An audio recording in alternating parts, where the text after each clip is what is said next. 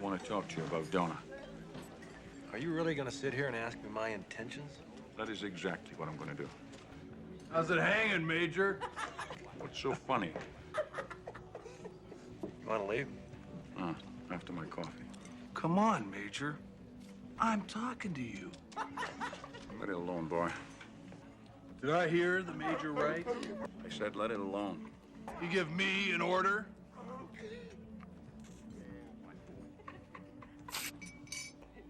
You stink, Major.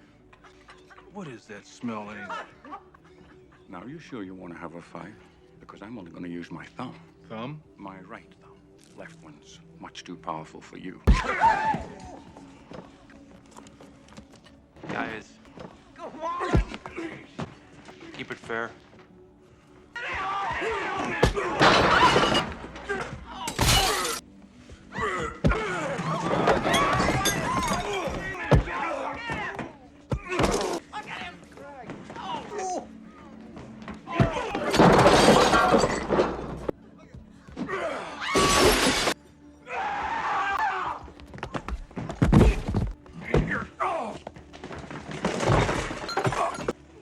These little oak leaves, they're silver.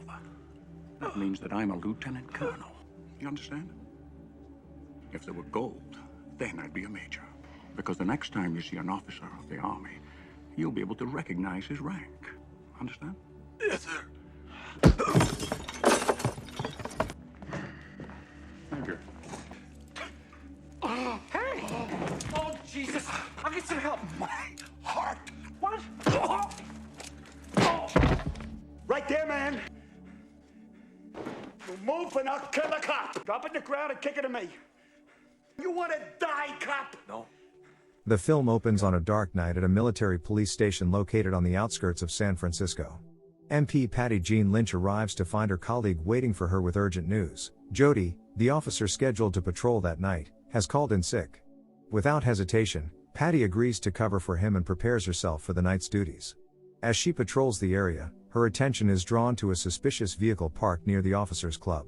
Approaching the building, she notices something alarming, a broken lock on a door that should have been secure. Sensing something amiss, she radios her colleague at the station for backup. I'm checking an open door at Officers Club.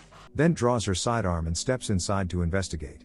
Despite being advised to wait outside until Unit 2 arrives, Patty hesitates only briefly. The sound of breaking glass from within compels her to act. Upon entering, she confronts two thieves and commands them to freeze. Instead of complying, they open fire, killing her before fleeing the scene in their vehicle. As backup approaches, one officer spots the suspect's car but loses control in a desperate attempt to pursue, crashing into a tree. Another group of officers gives chase but soon loses sight of the vehicle after another accident. Meanwhile, two San Francisco police officers in a patrol car notice the speeding vehicle running through red lights. They initiate a high-speed pursuit through the city's hilly streets, which tragically culminates in a devastating crash when the fleeing car collides violently with a civilian vehicle, killing both SFPD officers instantly. The narrative shifts to Inspector Jay Austin, assisting his colleague at the station when a prisoner attempted to escape. You want to die, cop? No. Put the gun away. After calming the situation, rushes in to assist in the aftermath of Patty's death. There, he meets Lieutenant Colonel Alan Caldwell, who is in charge at the scene. The following morning, Jay visits Colonel Caldwell's home to discuss the investigation. He is greeted by Caldwell's daughter, Donna, who invites him inside. Their conversation reveals an undeniable chemistry. Donna finds Jay's rebellious nature attractive, while he is captivated by her sharp wit.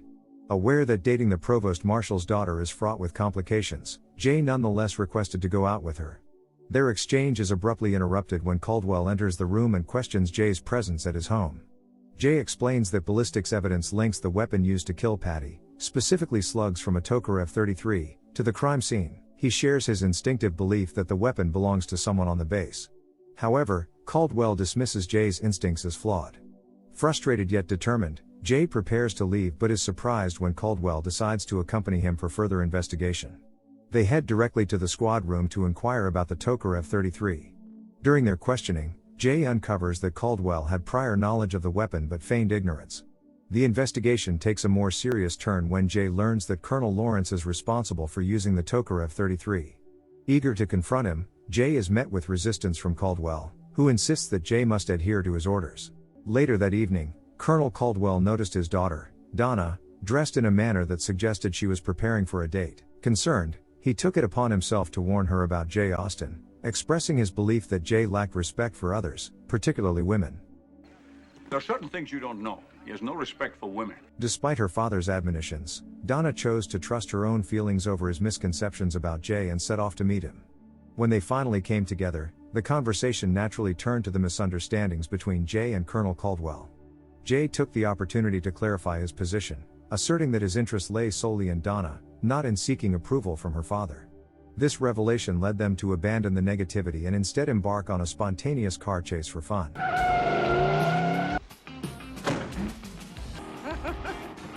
As Donna drove toward Jay's address, she reminded him of how he had initially given it to her during their first meeting.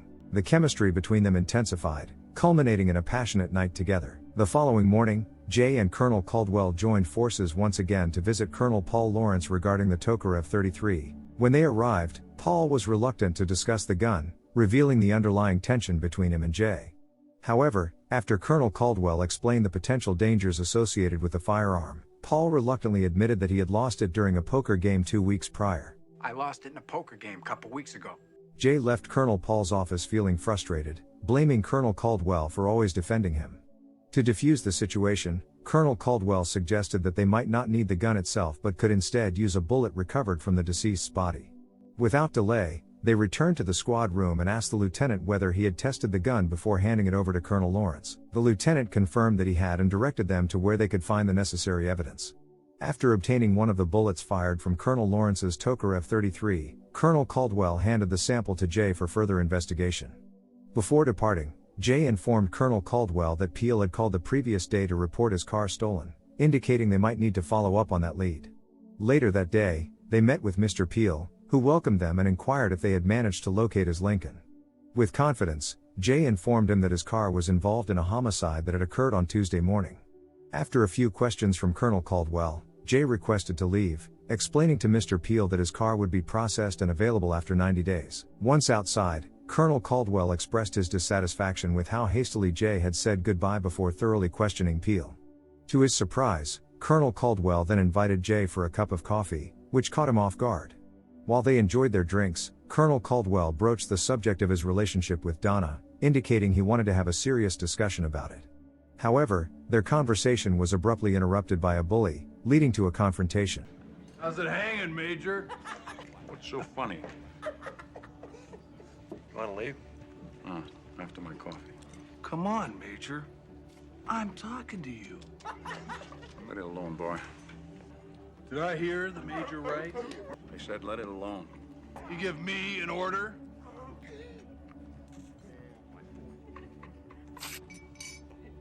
You stink, Major. What is that smell anyway? Now, are you sure you want to have a fight? Because I'm only going to use my thumb. Thumb? My right thumb. Left one's much too powerful for you. Guys, Come on! keep it fair.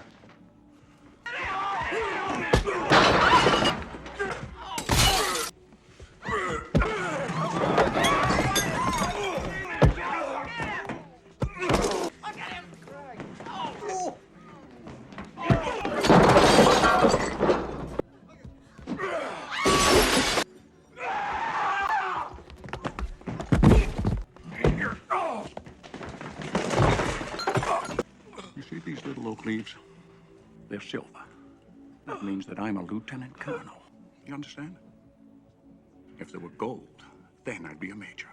Because the next time you see an officer of the army, you'll be able to recognize his rank. Understand? Yes, sir. Thank you. The next day, Jay used a payphone to call a good friend for information regarding their ongoing investigation. His friend informed him that a package had been located at 1412 Washington in Chinatown and advised him to act quickly, as it would not remain there for long. He rushed to the scene, but during the arrest process, the suspect resisted and fled, igniting a frantic chase through the streets. Just as they were closing in on him, tragedy struck. A speeding car collided with the suspect, resulting in his instant death. Colonel Caldwell arrived shortly thereafter, visibly frustrated, and chastised Jay for his defiance of orders. He reminded Jay that they had agreed to work together, yet Jay had chosen to act independently. In his defense, Jay argued that he had apprehended the killer, who had inadvertently incriminated himself by running away. Colonel Caldwell advised him to refrain from linking Colonel Lawrence to the case, but Jay remained skeptical, insisting that Lawrence was still connected to the murder. To Jay's surprise, Caldwell revealed that he was not defending Lawrence. In fact, he had never liked him. Caldwell explained that he had supported Lawrence during their conflicts because Jay, as an officer who had broken the law, required a good cop to counterbalance a bad one. Caldwell went on to disclose that Lawrence was not the only one involved in this situation. Through his sources, he had uncovered that Peel was not just an ordinary man as he claimed. He was a CIA operative and a provincial advisor in Long Bin at the same time as Lawrence. For the first time, Jay understood that Caldwell was not shielding a corrupt officer but was instead holding him to the highest standards of military discipline. Jay then recalled a peculiar clue found on the deceased getaway driver from their earlier chase, heavy water stains saturating his boots and trousers. Together, they confronted the dispatcher about the driver of the water delivery truck from last Tuesday. Gloria readily provided them with the driver's name and location. After leaving, Jay informed Colonel Caldwell that the driver's name was Spoda. Upon hearing this, Caldwell revealed that Sergeant George Spoda had also served under Lawrence in Long Bin and might be someone he recognized. The following day, Jay visited Spoda's residence alone and marked the car parked there. Later that evening, he received an invitation to a military-hosted party. At the event, Captain Gordon, whom Donna's father hoped would marry his daughter, approached them and requested Donna for a dance. When he attempted to greet Jay, jealousy flared within him, and Jay rebuffed Gordon's overture. Feeling insulted, Gordon suggested they step outside to settle matters as men. As Jay stood up to confront him, he swiftly neutralized Gordon before making his exit. Back at home, Donna confronted her father, blaming him for orchestrating everything. As their argument escalated, she pushed him to his limits, causing him to nearly strike her in a moment of rage. Heartbroken, she left and went straight to Jay's house. Distressed by the confrontation with his daughter, Colonel Caldwell turned to alcohol to calm his anger. His best friend Sergeant Major Ross joined him, advising that he should allow Donna to choose for herself whom she wishes to marry. Meanwhile, at Jay's house, Donna confided in him about her father's loss of control, expressing her guilt for pushing him too far. She emphasized that she never wanted to leave Jay, rather, she hoped he would never leave her because of her deep love for him. The next morning, Jay arrived to pick up Colonel Caldwell. He approached Colonel Caldwell with a mix of excitement and trepidation, ready to deliver both good and bad news. "The good news is that Donna is with me," he began, pausing for effect. "The bad news is that I love her."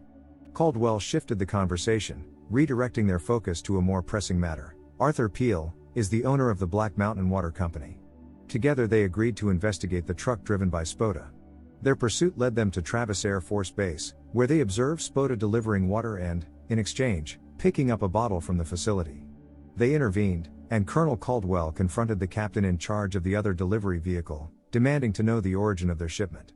The captain explained that it was part of a contract from the Philippines. Intrigued, they continued to follow Spoda, eager to uncover what secrets lay within the water that seemed worth killing for. As they trailed Spoda back, Colonel Caldwell sensed that something was amiss. There was a crucial piece of the puzzle that eluded them. Just as they were about to piece it together, Sergeant Major Ross entered the scene. Inside, Peel and his associates opened the bottle, revealing that it contained not just water, but diamonds. Sergeant Major Ross questioned their motives, demanding to know why they had resorted to taking lives, to which Peel assured him that everything had been arranged with Colonel Lawrence and would be fine. Before Peel could further calm Ross, the Sergeant Major pulled out his gun and declared that it was over. Peel attempted to reason with him, but as tensions escalated, Ross was struck from behind and lost consciousness. Peel ordered his men to finish the job.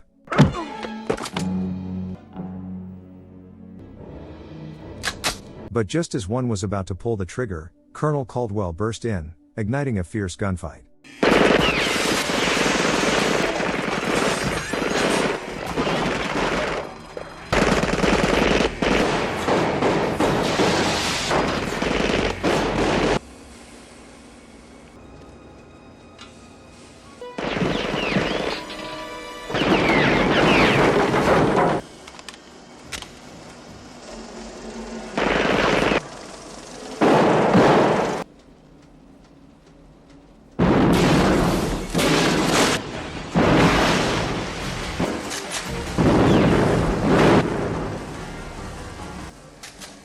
the matter.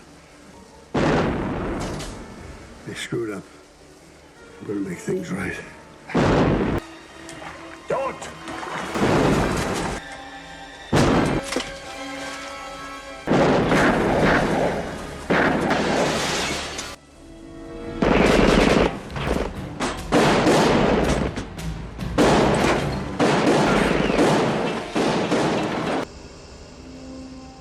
After neutralizing the threat, Caldwell turned to Jay with a request. He asked Jay to delay his report for 48 hours so that he could honor his fallen friend at his burial.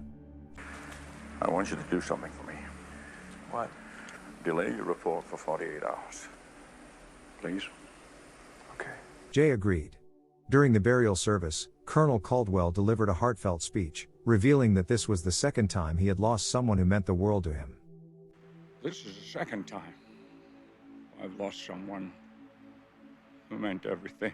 His words struck a deep chord with Donna, who realized with a heavy heart that the first person he had lost was her mother. Thank you for watching. If you're new here, don't forget to subscribe for more recaps. Until next time, have a wonderful day.